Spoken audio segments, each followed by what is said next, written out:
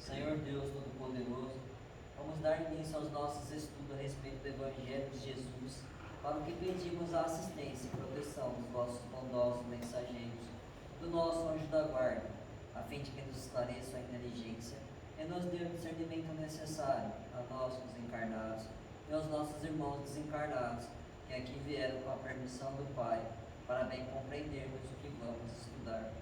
Rogamos a Jesus, o nosso mestre e guia, seja conosco e presida a nossa reunião. Em teu nome, Senhor, o seu bendito Filho Jesus, a nossa Mãe Maria, de Ismael e da irmã veneranda, protetora desta casa, damos por aberta a reunião de estudos desta noite. Assim seja. Tu e tua casa, eles disseram, crê no Senhor Jesus Cristo e serás salvo, tu e a tua casa. Atos 16:31. Geralmente encontramos discípulos novos do Evangelho que se sentem profundamente isolados no centro doméstico, no capítulo da crença religiosa. Afirmam-se absolutamente sós, sob o ponto de vista da fé, e alguns, despercebidos do exame sério, tocam a salientar o endurecimento ou a indiferença dos corações que os cercam. Esse reporta-se à zombaria de que é vítima, aquele outro acusa familiares ausentes. Tal incompreensão, todavia, demonstra que os princípios evangélicos lhes enfeitam a zona intelectual, sem lhes penetrarem o âmago do coração.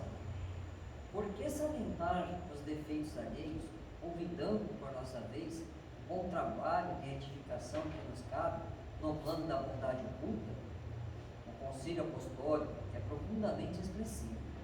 No lar onde existia uma só pessoa que creia sinceramente em Jesus e se lhe adapte aos ensinamentos religiosos, pavimentando o caminho pelos padrões do Mestre, aí permanecerá a suprema qualidade para a elevação.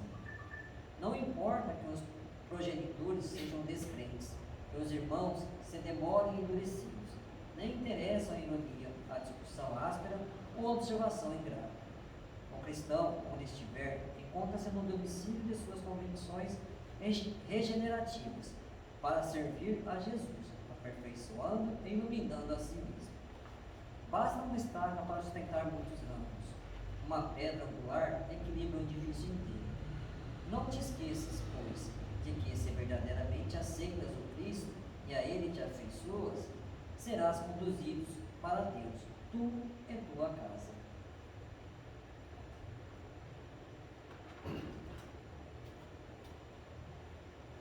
Pai nosso que estais nos céus, santificado seja o vosso nome,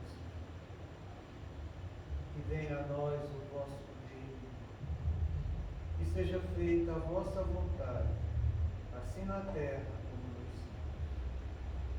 O pão nosso de cada dia nos dai hoje, Senhor. Perdoai as nossas ofensas, assim como nós perdoamos aos que nos têm ofendido. E não nos deixeis que entremos em tentações, e livrai-nos, Pai, de todo o mal, porque teu é o reino, o poder e a glória para sempre. Amém. Espíritos esclarecidos e benevolentes, bondosos mensageiros de Deus, que tendes por missão assistir aos homens e conduzi-los pelo bom caminho, sustentai-me nas provas desta vida. Dá-me força para suportá-las sem murmurar. Afastai-me dos maus pensamentos e fazei-me não dê entrada a nenhum espírito que tentasse me conduzir no caminho do mal. Esclarecei-me a consciência com relação aos meus defeitos e tirai-me sobre os olhos do véu orgulho, capaz de impedir-nos perceber e confessá-los a mim mesmo.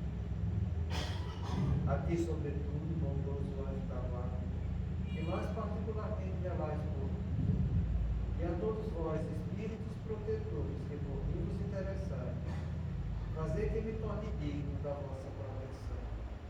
Conheceis as minhas necessidades, que elas sejam atendidas segundo a vontade de Deus. Que a paz que irradia do coração de Jesus e que abrange toda a terra, possa ser assimilada por todos os corações aqui presentes, tanto encarnados encarnados quanto os desencarnados, para que de dessa parte possamos compreender as leis terrenas do mundo espiritual e ter a sabedoria de praticá-las em nossa vida diária. E em nome do nosso Mestre amado, da equipe espiritual que nos assiste e dos nossos anjos da guarda, solicitamos que fluidifique a água aqui exposta em nosso benefício. Que assim seja. Damos graças a Deus.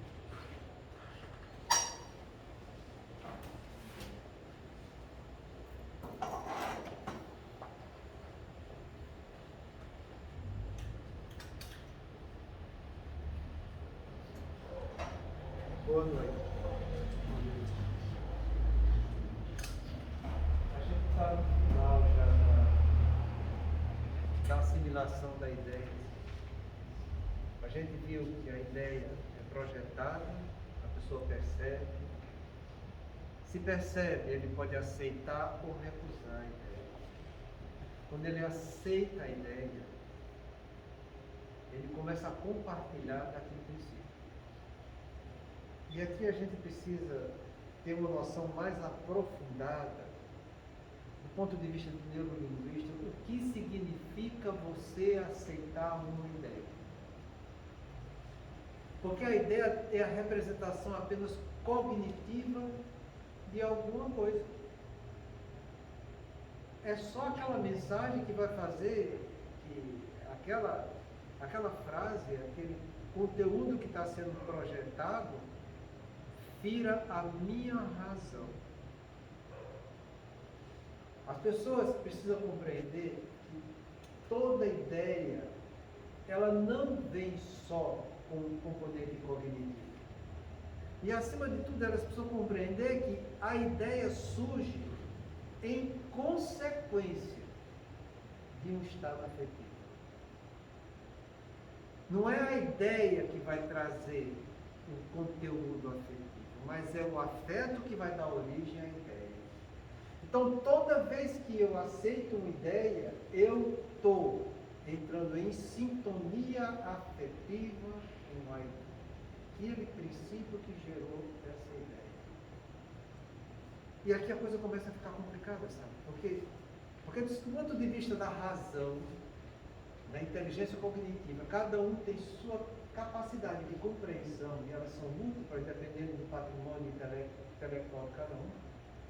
Do ponto de vista afetivo, só existem dois caminhos para a pessoa: o bem e o mal. Então, a ideia que você está aceitando e está colaborando com ela, você tem que ter muita prudência, porque você vai estar assimilando junto com a ideia a emoção que deu origem àquela ideia. E se é uma emoção de valor negativo, você vai compartilhar esse valor negativo dessa emoção com aquela ideia. Se é uma ideia de valor positivo, você vai compartilhar também o que é positivo, que aquela ideia está te trazendo. E aqui a coisa começa a se complicar. Porque se do ponto de vista cognitivo eu posso ficar questionando se aquele princípio é mais correto para mim ou se não é mais correto para mim, entende? E eu posso pensar coisas melhores, mais novas, eu posso pensar coisas piores também, entende? A coisa começa a surgir na tua cabeça um monte de ideias, entende? Que se debatem uma com a outra, entende? A respeito de um só princípio. Do ponto de vista afetivo, não. Você está do lado do bem, você está do lado do mal. Então, isso é chocante para a gente. Porque quando eu abraço a ideia, eu trago aquela emoção para mim. Eu compartilho com aquela emoção. Eu me nutro com ela. Então, se eu faço o bem, eu vou receber o bem.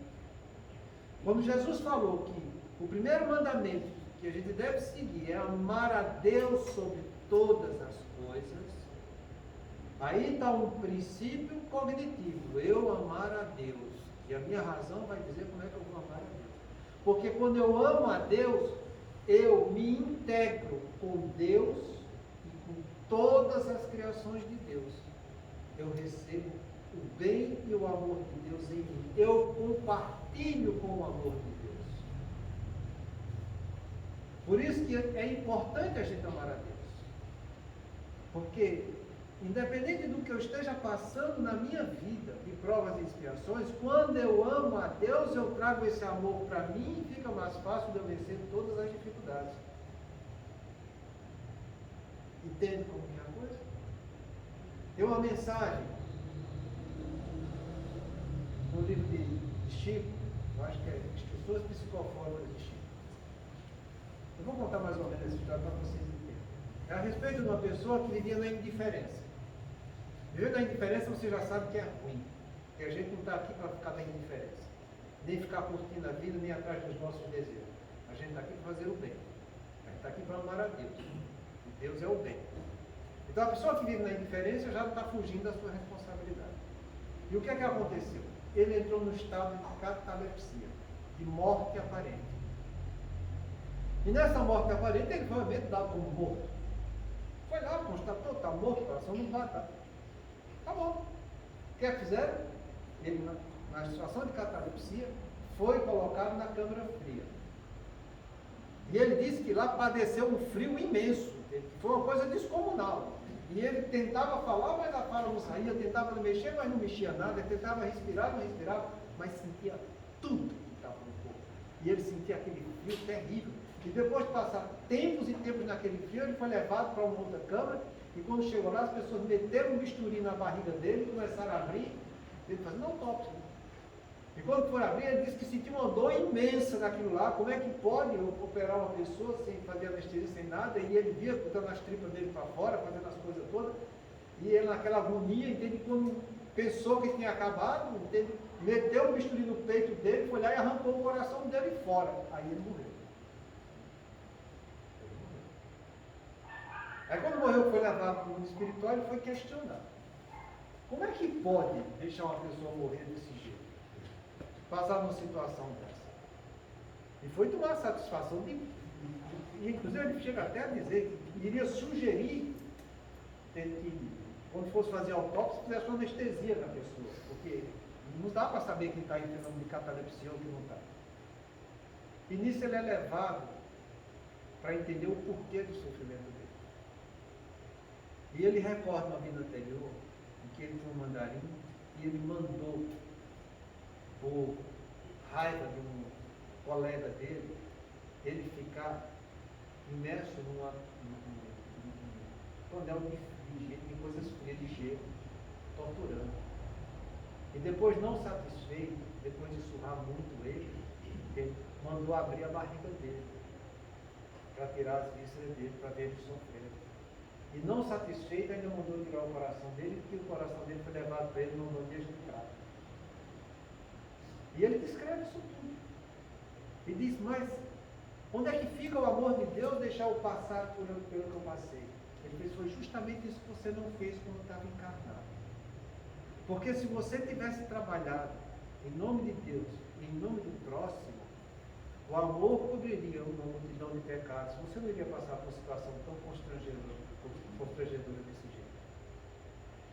jeito. Eu falo isso aqui porque o final é bonito ele dizendo isso. Que o amor cobre uma multidão de pecados, porque ele poderia ter se libertado de muita dor e sofrimento se ele tivesse não ficado na indiferença, mas praticado coisas boas. Então, quando você resolve fazer o bem, quando você resolve amar a Deus, você se integra com a energia divina. E aqueles males que você deveria passar, das provas e expiações, por você estar integrado com o amor dele, isso é suavizado. É isso que eu quero que vocês entendam, que quando eu aceito um princípio cognitivo, como esse de amar a Deus, e quando eu recebo disso, quando eu faço, a emoção que gerou essa ideia. E recebendo essa emoção, eu suavizo o que eu tenho de negativo. Mas não é só isso. Porque a ideia, além do conteúdo cognitivo, e além do princípio afetivo que gerou essa ideia, ela sempre traz um julgamento. Quando eu resolvo aceitar uma ideia, eu faço parte de todas as pessoas que compartilham junto comigo aquele julgamento que me fez aceitar essa ideia.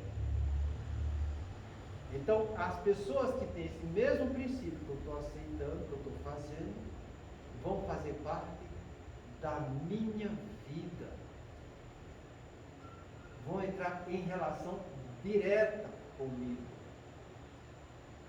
Eu vou ter eles como os meus afins, que participam do mesmo julgamento.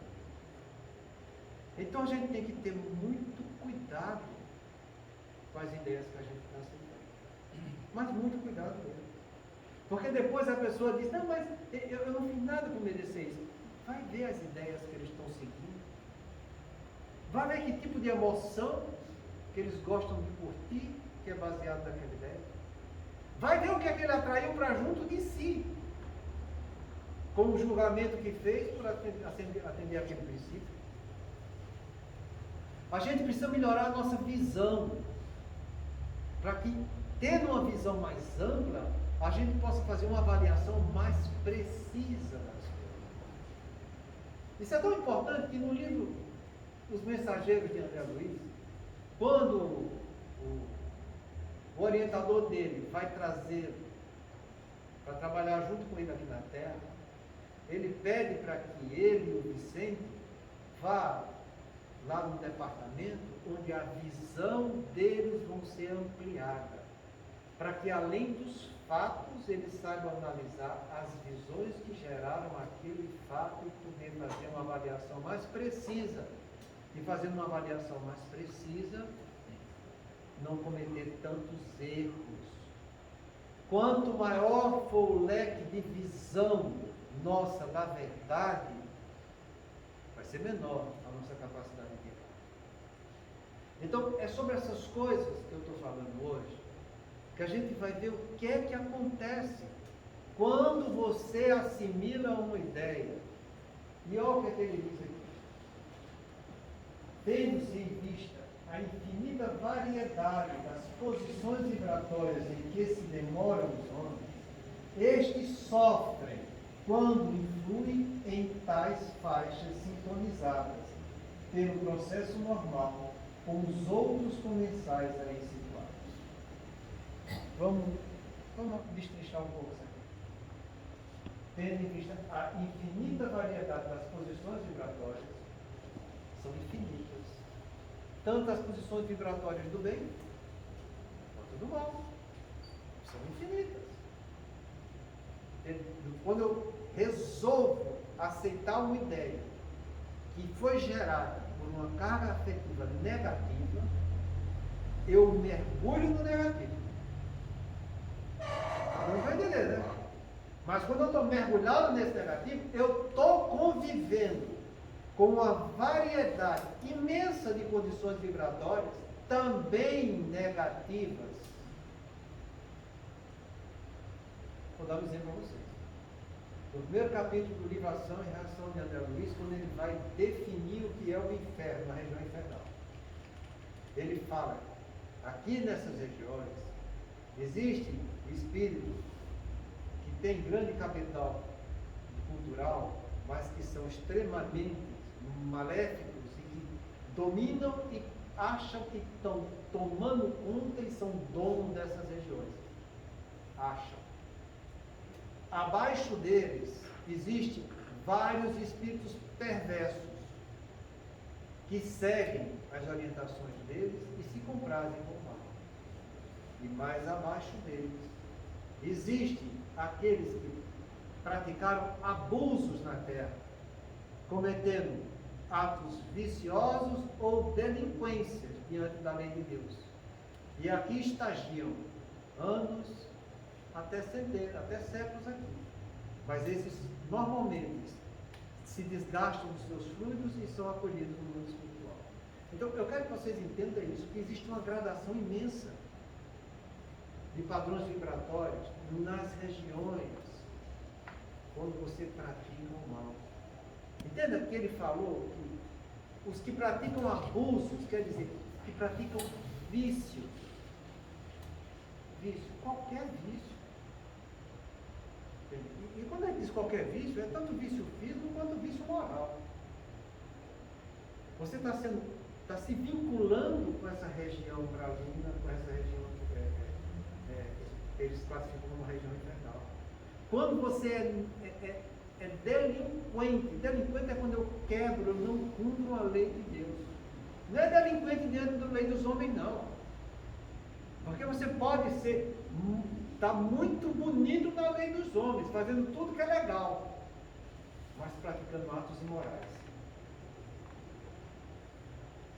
Vou dizer, você pode estar fazendo tudo que é legal diante da lei dos homens, mas o que é legal diante da lei dos homens pode ser muito imoral e ser uma delinquência diante da lei de Deus. E o que está em jogo não é a lei dos homens. Porque quando você desencarnar, você vai cair na lei de Deus. Aqui você pode usar sua consciência humana. Ninguém está dizendo que não pode.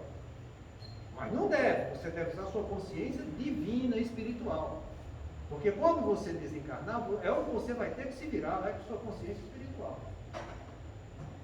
Entende? Então, cuidado, porque a gente muitas vezes aceita ideias que do ponto de vista divino são imorais, e a gente faz isso do ponto de vista humano e se compromete com a lei de Deus. E quando você faz isso e se compromete, você já sabe para onde é que você vai depois quando desencarna. Porque não vai ter outro jeito.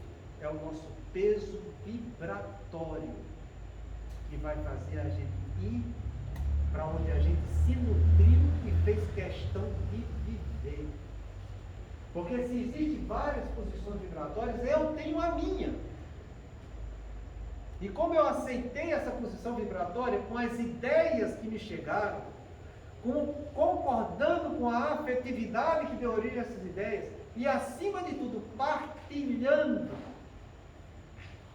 pelo julgamento que essa ideia me deu com os outros que também têm essa mesma ideia, quando você desencarna, você vai junto com eles. Porque a morte não dá saltos. Você continua o que você estava fazendo quando você estava encarnado. Se você pensa que vai desencarnar e vai adquirir umas asinhas de anjo, asinha de anjo você consegue aqui, fazendo bem. A morte continua o que na vida eu construí. Vocês já ouviram falar muitas vezes essa frase aqui. A morte continua o que na vida eu construí. Então, cuidado, porque eu, percebendo e assimilando a ideia, eu vou fazer parte dessas posições vibratórias, em que os homens permanecem. Eu faço parte disso. E isso é muito delicado e é muito comprometedor. Porque a gente acha, no nosso achismo, mas comigo vai ser diferente. Comigo, a hora que eu quiser, eu mudo. Se tem uma coisa mais deprimente que existe, é uma pessoa que pratica um ato vicioso e chega dizendo isso: a hora que eu quiser, eu mudo. E não muda. Não muda. Se você já tiver algum vício físico, você sabe muito bem o que eu estou falando. Tem vício de fumar, vício de beber, vício de comer e assim por diante. Vício moral é até pior. Porque vício físico, eu tenho que mobilizar meu corpo para ir em direção de alguma coisa que eu sou viciado naquilo. Eu tenho que sair, comprar cigarro, acender, todo mundo está vendo. Beber do mesmo jeito, comer do mesmo jeito. Mas vício moral não. Vício moral, qualquer um pratica a hora que quiser, no momento que tiver, pensou, está exercitando o vício. É muito mais delicado você superar um vício moral do que superar um vício físico. Por isso que as dores morais são muito mais intensas do que as dores físicas. A gente sempre fala para vocês, vá ler lá no livro dos Espíritos, que Kardec fala isso, as sensações dos Espíritos. ele explicando isso, que do ponto de vista moral, a coisa é 1000 vezes mais intensa. Então, cuidado, gente. Quando Jesus falou vigiar e orar para não entrar em tentação, ele já nos alertava muito bem para isso.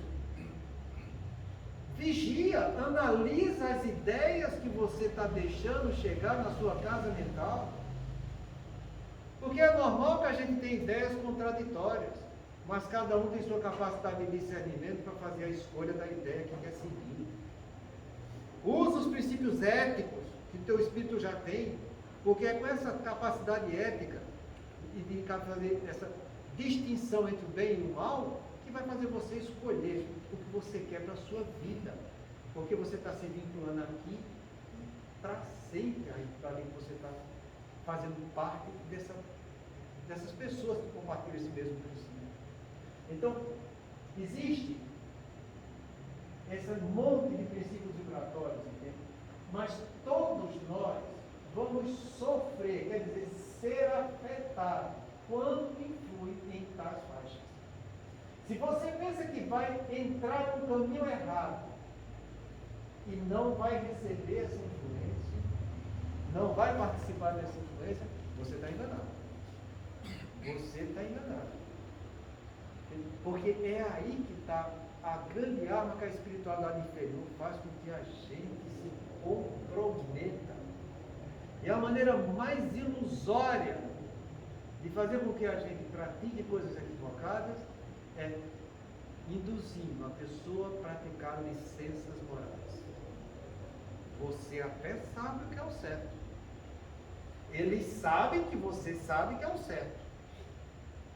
Mas eles sabem induzir na tua cabeça para que, vez ou outra, você não faça o que é certo.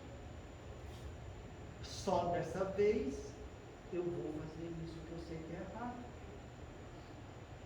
E depois que você usa isso, só dessa vez vou fazer isso que eu sei que é errado, e quando você faz, você abre no seu cérebro uma circuitaria a respeito daquela atitude que você está tomando. Uma coisa que não existia no teu cérebro, que você ainda não sentia em você, fazendo parte dessa emoção, você começa a fazer automaticamente o primeiro ato equivocado que você está tendo. A gente já falou isso e eu torno a repetir: qualquer pessoa que pratica um ato errado, depois que faz a primeira vez, a chance de repetir esse ato é 300 vezes maior do que se ele não tivesse feito. Isso por quê? Porque você já abriu uma circuitaria no seu cérebro físico, isso faz parte do seu cérebro espiritual, isso faz parte do que sua alma resolveu aceitar. E depois que isso está implantado em você, a ligação de você com aquela ideia, através da emoção que deu aquela sensação que você aceitou praticar, e com esse julgamento fazendo parte dessas outras entidades, faz com que você seja vinculado a essa força fluídica que vai começar a tomar conta de você. É por isso que a gente tem que ter cuidado. Tudo começa com a obsessão simples. Depois vem você se fascinando e depois termina você se subjugando. É sempre desse jeito. Sempre desse jeito. Alguns casos mais graves de subjugação, às vezes, já vem na vida presente em consequência de obsessões nas encarnações anteriores, que já chegam nessa encarnação subjugando. Então, que a gente pense muito bem o que a gente vai fazer. Porque, é como ele fala aqui, você vai sofrer, você vai ser afetado depois que você assimila a ideia. Perceber o que é errado é normal. Você vai avaliar as coisas, você vai tomar uma medida de valor. E é isso que a gente precisa compreender. Que essa medida de valor é que vai fazer eu analisar o que é certo do que é errado, o que é bom, o que é mal. Ele não dá a verdade, ele não dá a mentira. Mas depois que perceber, por favor, faz uma forcinha e procura não assimilar o que é negativo. Não se dê ao luxo de praticar licença moral. Porque você vai sofrer a influência disso tudo que você está fazendo, né? E você vai sentir na sua pele. É muito interessante, sabe? A gente já já viu isso, eu já falei, e a gente vai ver mais adiante isso, quando ele vai fazer os reflexos da interferência da ideia quando ela é assimilada. É o próximo tópico que a gente vai ver isso aqui. Mas a gente já falou para vocês que nos graus de obsessão simples, que é o que a gente está vendo, você vai ter mau humor matinal, você vai ter mal-estar físico flutuante. São pequenas doenças, pequenos descontroles no teu corpo físico. E de onde é que vem esse descontrole? Vem disso aqui, ó. De você ser afetado por aquilo que você está influenciando, porque você vai receber de volta faixas negativas de variados teores vibratórios e você se vinculou com ela por um ponto, mas você pode sofrer a influência de todos.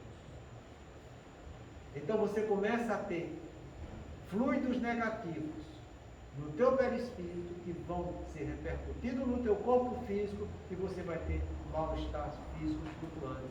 Hoje eu tenho um problema respiratório, daqui a pouco eu não tenho, hoje eu tenho um problema intestinal, daqui a pouco eu não tenho, hoje eu tenho um problema cardíaco, estou sentindo angústia, amanhã eu já não tenho. São esses mal-estar físico flutuantes, entende? Pelas emoções negativas que você está assimilando em virtude da ideia que você aceitou. Pela presença dessas entidades que têm o mesmo julgamento que você. E que você deliberadamente resolveu participar do convívio com elas. Então a gente sofre doenças físicas também por causa disso. Entende? E ele permanece dizendo, quando influi em tais faixas, sincronizando com o processo normal com os outros comensais a eles situados. Então, é um processo natural que acontece por uma escolha que você fez. Aí o que é que acontece? O nego está com obsessão simples, o nego tem ideia negativa, ele fica espantado, mas como é que? Está tendo umas ideias na minha cabeça aqui. Isso não é minha. Eu não sou desse jeito. Eu estou perturbado. E ele sente que está perturbado na obsessão simples. Eu estou tendo um descontrole emocional que eu não tinha ontem, que é o mal-estar, a irritabilidade. Você sabe que dá junto com o quadro da obsessão simples. Eu estou ficando sem paciência. Eu estou com o estupim curto. Eu não sou desse jeito. Eu quero um remédio para me ajudar. Tem remédio para isso? Tem. É só dar um remédio que vai equilibrar os neurotransmissores dele com aquela circuitaria que ele está com problema. Mas isso eu estou tratando o efeito.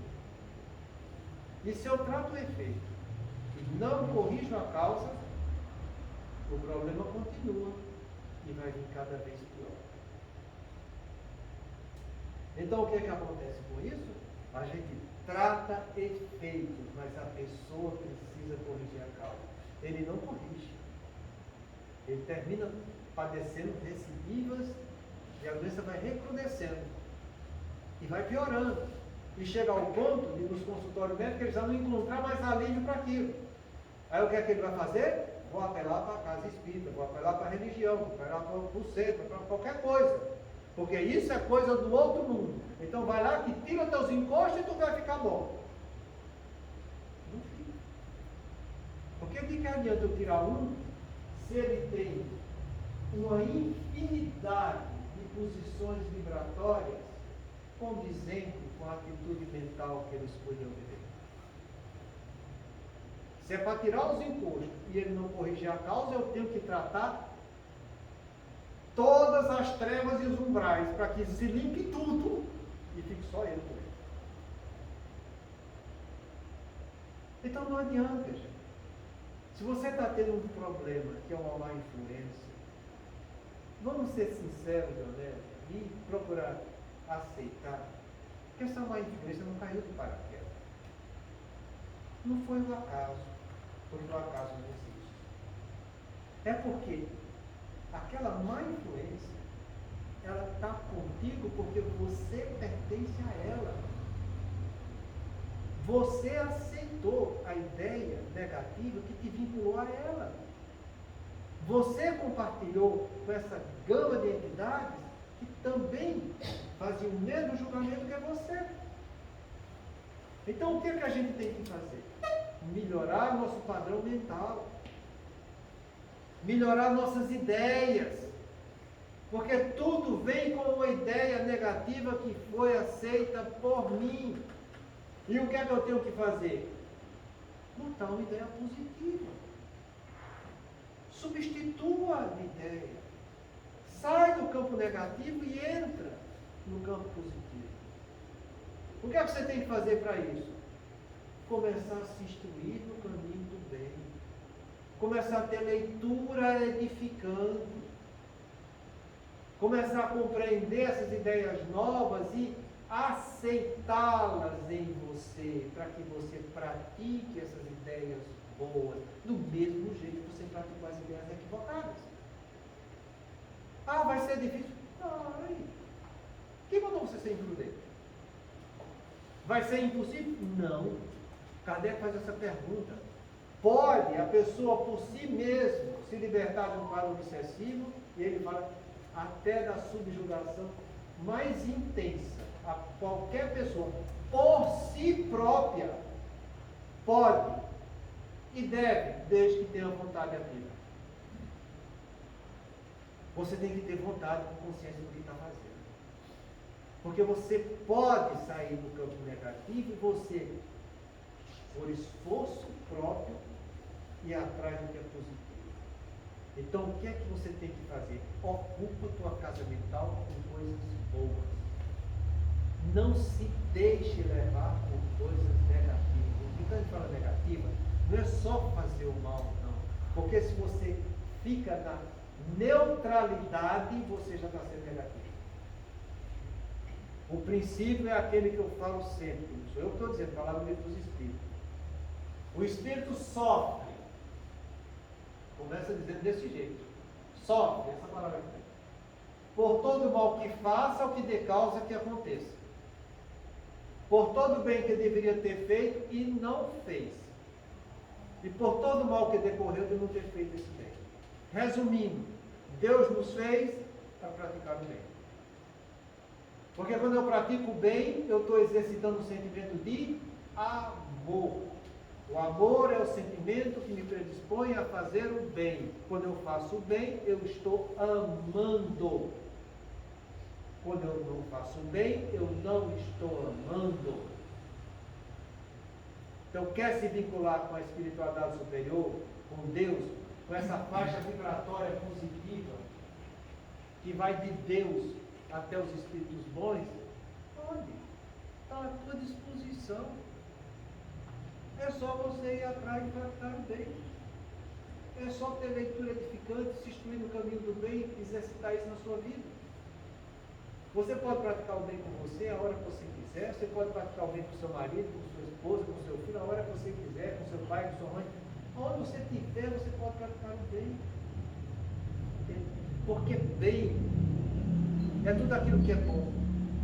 É tudo aquilo que é lícito. É tudo aquilo que é justo. É tudo aquilo que é valioso em conformidade com a moral. É entendendo essa definição de bem e sabendo que a prática do bem é o sentimento de amor, que a gente pode começar a compreender como eu posso amar a Deus. Porque esse é o primeiro mandamento. Amarás o Senhor teu Deus. Como que a gente ama? Fazendo o que é bom para Deus. Fazendo o que é lícito para Deus. Fazendo o que é justo para Deus. Fazendo o que é valioso para Deus. De acordo com a moral, que é a filosofia que me faz praticar a conduta e os deveres que eu tenho para comigo e para com o próximo. É assim que a gente ama Deus. Está à disposição para qualquer um de nós fazer. Não foi à toa que Jesus falou que era o primeiro mandamento e que era para todos nós. Como é que eu vou fazer o que é bom para Deus? Bom é aquilo que é útil. É aquilo que vai trazer benefício. Então, se eu for fazer para Deus, E Deus é Pai de nós todos, e tudo que existe na natureza, eu tenho que fazer o que é útil, que vai trazer benefício para as plantas, para a natureza, para os animais, minerais, os peixes, o mar, a terra, para os homens, que são meus irmãos. Então eu vou olhar para o outro, eu vou ter que valorizar Deus e toda a sua criação. Eu vou ser bom para toda a criação. E se Deus é a vida e dá a vida, eu tenho que valorizar a vida. Porque se eu for contra algum princípio que fira a vida, ou que mate a vida, seja de uma planta, seja do animal, seja do ser humano com amor, ou com uma criança que eu não vou estar ligando para ela, isso não é o bem. Eu não estou amando a Deus. Mas além de fazer o que é bom para Deus, eu tenho que fazer o que é lícito. Fazer o que é lícito é fazer a verdade. E quem faz a verdade não vive da mentira. Então a gente não vai mentir. A gente vai procurar ser verdadeiro. Entenda que mentira é quando eu vou enganar os outros para ter benefício próprio ou fazer mal para alguém. Porque muitas vezes a gente deve não falar toda a verdade sendo indulgente com o outro. Isso não é mentira. Jesus, quando falou parábolas, ele foi indulgente. Ele não foi mentiroso. Jesus, quando não falou toda a verdade, ele foi indulgente, porque a gente tinha capacidade de entender toda a verdade. Então, cuidado para não confundir mentira com indulgência. Então, eu vou fazer a verdade para o outro. Eu não vou enganar. E quando eu falei ser lícito, entenda, é que tudo aquilo que você já sabe, dentro da licitude, você vai passar tudo isso para todos que estão no seu alcance. Não tem essa história de você conhecer alguma coisa e dizer, não, mas isso aqui eu vou ficar para mim porque eu vou levar uma vantagemzinha em cima do outro. Toda vez que eu quero levar vantagem, me destacar em relação ao outro, é o orgulho que está nascendo. O orgulho, o que é esse destaque? Então eu tenho que viver e fazer para Deus com licitude, falando a verdade, o que é correto, para toda a natureza, para os homens aqui na terra. Eu vou ter que amar a Deus sendo justo. Justo é você dar o que é de direito do outro, porque ele fez o que era devido. Justo é eu saber respeitar o direito do outro. E para respeitar o direito do outro, é aquela frase negativa da regra de ouro. Não faça ao próximo que não gostaria que fosse feito com você. Já que a caridade e o amor é faça ao próximo que gostaria que fosse feito com você. Então, essas coisas é importante a gente saber. Porque quando você se vincula com Deus, com a espiritualidade superior, que vai dar todos uma faixa vibratória do bem, você vai estar recebendo esse mesmo bem que você vai estar dando para os outros, e muito mais. Porque você se vinculou com o bem, mas existe uma gama imensa de vibrações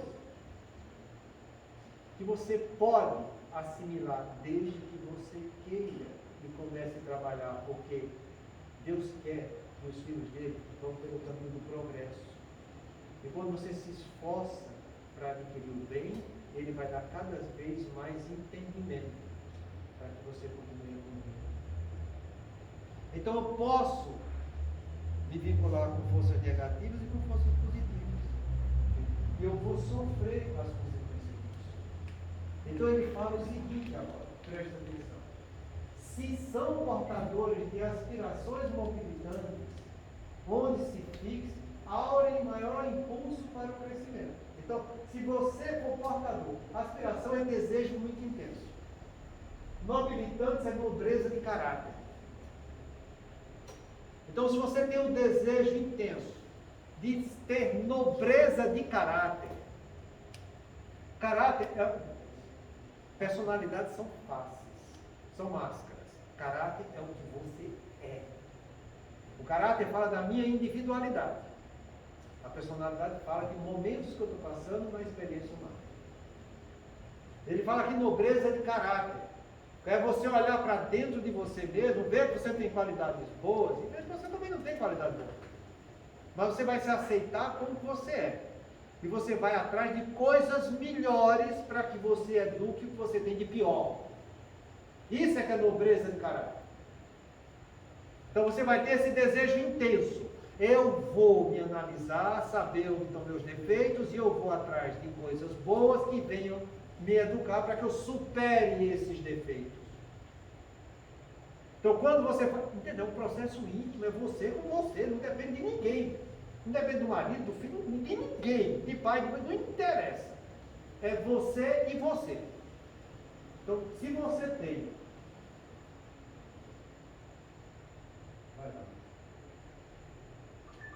Esse desejo intenso de nobreza de caráter, onde se fixem, quer dizer, eu vou atrás do que é certo e vou me fixar nisso.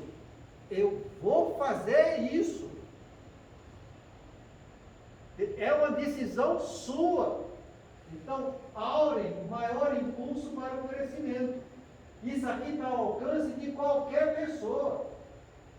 Você está padecendo mal, você está com má influência, você está com quadro obsessivo, não tem problema, não. Começa a ter esse desejo realmente verdadeiro de olhar para você e saber que o problema está comigo, porque ele é meu, não é do outro. O problema está comigo é porque o mal ainda existe em mim. Se eu tirar o mal que existe em mim, o problema também vai desaparecer, ué. Então pensa com essa lucidez. Realmente põe em prática esse desejo de você realmente, esse propósito de você realmente querer fazer o bem.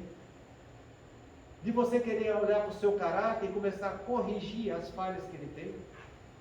Porque isso diz respeito à tua individualidade, diz respeito ao teu patrimônio intelecto moral que você conquistou de todas as encarnações passadas até hoje.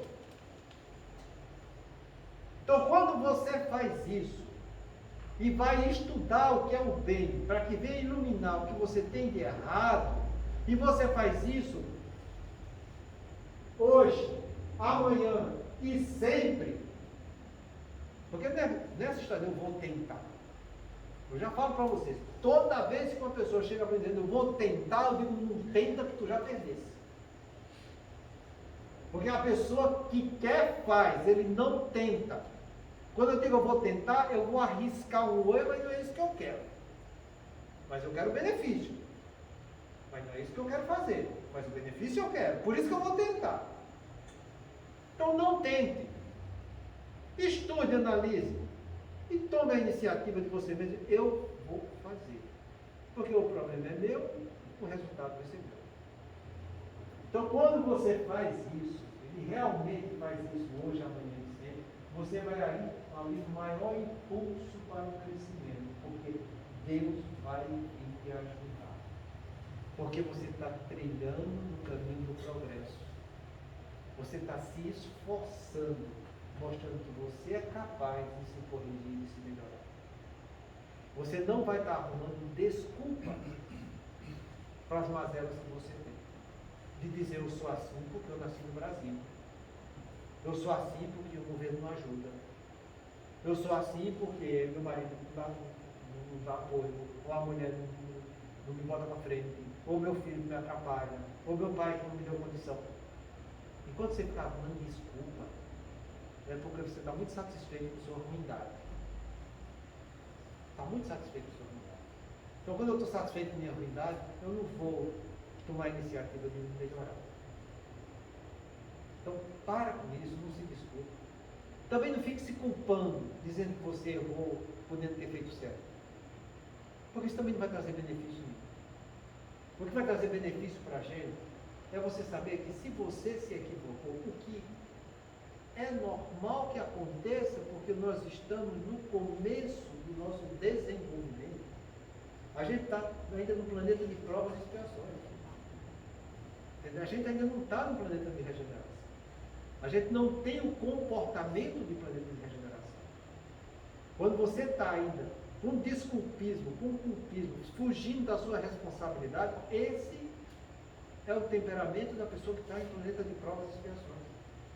Porque no planeta de regeneração vão estar aqueles que querem fazer o bem.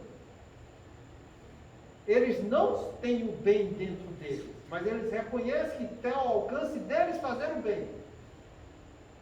Então, quando você tiver esse comportamento de realmente querer fazer o bem, você já é um habitante de um planeta de provas, de um planeta de regeneração. Embora você esteja no planeta de provas e expiações, o teu comportamento já é do planeta de regeneração. Isso quer dizer que você vai dar continuidade à sua escalada evolutiva aqui na Terra. Porque às vezes eu vejo as pessoas falando que tem medo de ir para um planeta inferior à Terra. Tem medo por quê? Porque sabe que deveria estar fazendo melhor e não está fazendo. Então lá no fundo dele ele tem medo, porque ele está fugindo da responsabilidade de fazer melhor. Então que a gente compreenda isso e comece a se esforçar um pouco para que a gente vá em busca de coisas mais edificantes e vá atrás desse que é edificante com consistência. Porque vai ser eu ampliando a minha visão de como eu devo fazer o bem para mim mesmo, para vencer minhas imperfeições, que eu vou montar uma série de regras que eu, por mim mesmo, vou cumprir para atingir essa meta edificante. É o que a gente chama isso de disciplina, ordem. Não existe progresso espiritual sem disciplina e sem ordem. Precisa disso. E você tem que começar a colocar esses princípios em prática constantemente. Para que você colocando em prática, você receba cada vez mais impulso de crescimento. Então, quando a pessoa quer mudar, 3 coisas são fundamentais. Visão do que quer ser praticado. Disciplina, como eu vou fazer na minha vida para atingir essa meta. E comprometimento, porque se eu estou mudando, eu não vou andar para trás, vai ser para frente, hoje, amanhã e sempre. Essa história de você dizer, mas eu dou os 2 passos para frente e 1 passo para trás, isso não existe. Quem muda não volta atrás. Andai enquanto tendes luz, para que as forças do mal não venham te abraçar. Foi assim que Jesus orientou para a gente. Enquanto eu tenho luz, eu vou estar tendo impulso de crescimento, eu vou estar andando. Ele não pediu para eu correr, não. É para eu andar, sabendo aonde eu vou estar pisando de passo a passo. Porque quando você está fazendo isso, você está tendo luz e vai receber cada vez mais impulso para crescer. Então você pode estar tendo influência negativa. É natural no planeta de provas e expiações. Você pode estar percebendo isso, é natural que aconteça. Você pode até assimilar isso. Também é, porque você não é perfeito ainda. Mas o que não pode é você perceber que está indo no caminho errado e não fazer a sua parte que te compete para que você volte para o caminho certo. É isso que a gente tem que entender, que esse movimento de eu voltar para o caminho certo depende exclusivamente de mim. É uma decisão que eu vou tomar. Mas que eu tomo essa decisão com visão, com disciplina e com comprometimento, para que eu faça hoje, amanhã e faça sempre. Porque quando a gente faz isso, a gente vai se desvinculando das faixas vibratórias negativas que a gente está vinculado a elas. E quando você se desvincula, entende, você vai ter cada vez mais luz do seu lado. Mas entenda que você vai trabalhar hoje, amanhã e sempre. A gente vai morrer trabalhando. Para quem acredita que a morte existe. Porque você que é espírita sabe que a morte não existe.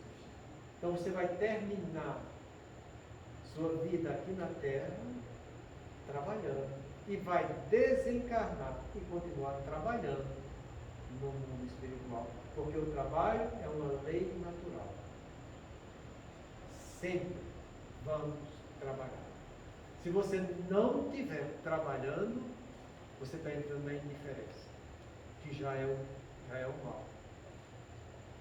Então, que a gente acorde um pouco com essa responsabilidade que nos compete e ver que está ao nosso alcance ir adiante, progredir e estar sempre se melhorando para vencer as dificuldades da vida. Semana que vem a gente vai continuar com outra orientação diferente. Muita paz.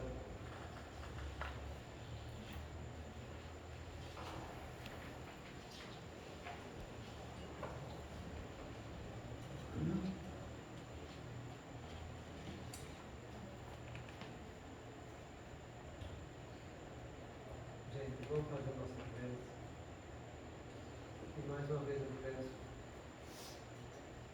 que a gente possa direcionar o que quiser mudar no coração da gente para os nossos irmãos que estão em guerra. Quando você está lendo o livro Os Mensageiros de André Luiz, que está na Segunda Guerra Mundial, ele explica bem direitinho lá que a humanidade na Terra é uma só. O que acontece em qualquer campo faz parte de Deus. Porque na Segunda Guerra Mundial foi feito um campo vibratório em volta de toda a Terra para que a gente lavasse nossa própria roupa suja.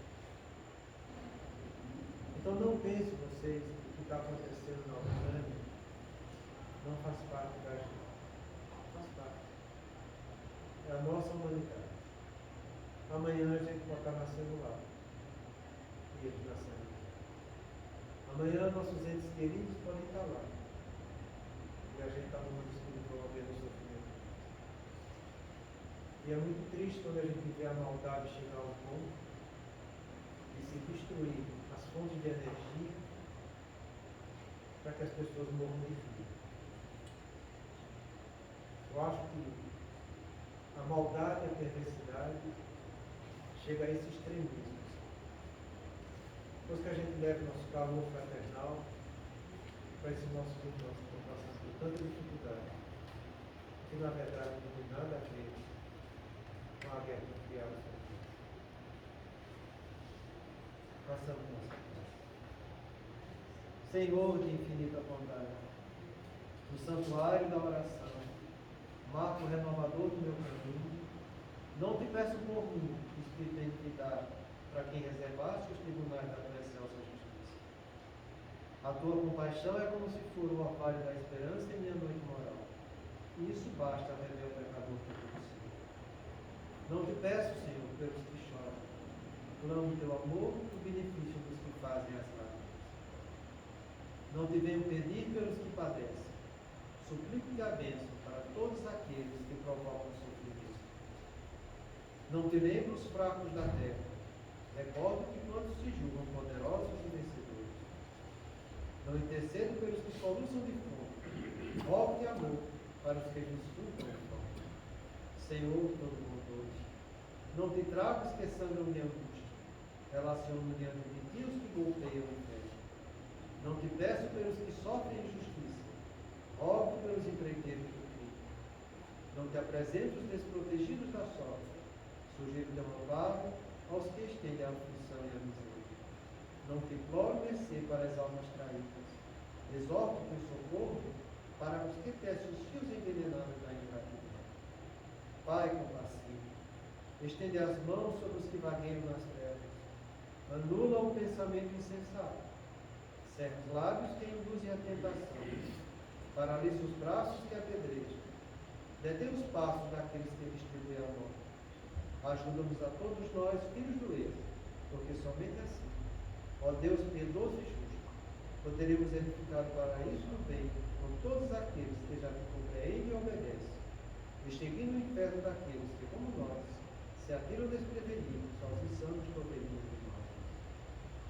O tempo não para. Se agora encontras o teu monte, não ouvides que a educação de hoje